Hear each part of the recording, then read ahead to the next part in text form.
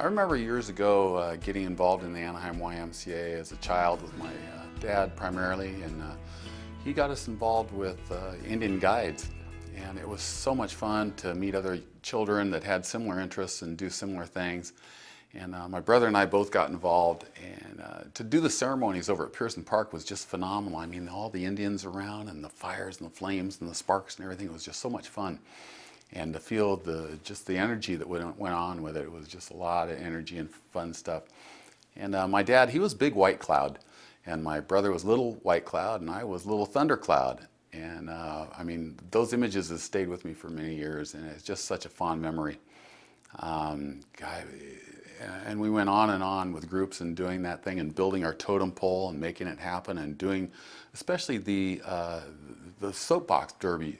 I mean, to build the car and your parents' involvement and that, it just got you so involved with your parents and your family. And underlying there was that Christianity and that underlying reason of really why the YMCA was there. And little did we know as children that we went through those things and those motions to make us a better person. And it evolved from there to Graywise and all the way into camps, and it was such a fabulous experience to be involved with the Anaheim YMCA. My dad, Lloyd Klein, was involved on the board of directors since 1960, and he was the one that got me involved into it. And today, to move on, my parents today have set up a family foundation, and the YMCA is very, very dear to their heart, and we still today donate to the YMCA because it's such a phenomenal thing. Then I got involved with Graywise and into Graywise leadership and doing that, and I learned through part of Graywise and also through camps about the YMCA axiom of I'm third. And that really stuck into my heart about that. And I used to have a little fold-up paper placard, and it said I'm third on it, and the bottom of it said God first, others second, and I'm third.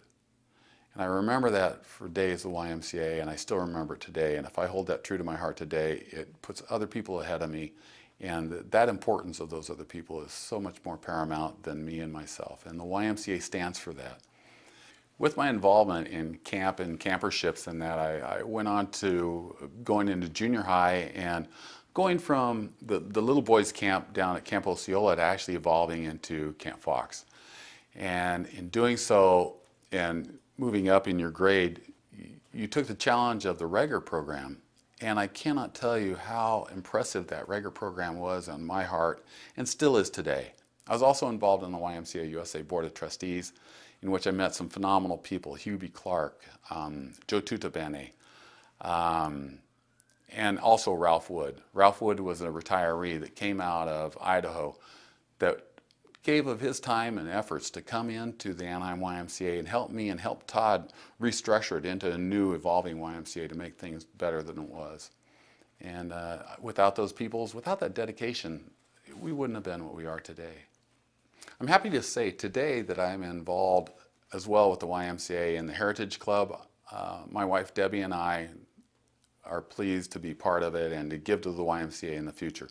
We have dedicated our life to it, and we're very excited about it. I was a founding member with many other good co-partners of mine that are involved in it.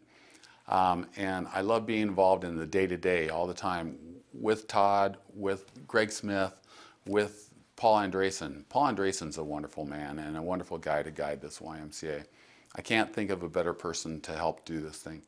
The other day we played golf at the Anaheim YMCA tournament, which just was phenomenal, and so many people, so many lovers of the YMCA. It was so much fun.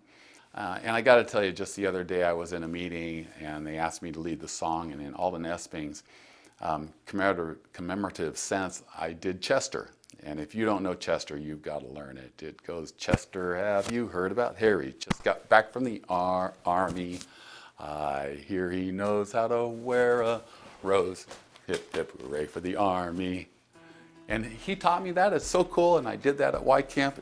And I've done that today in meetings, and it's just no need. It's fun to do, and he taught me something about that.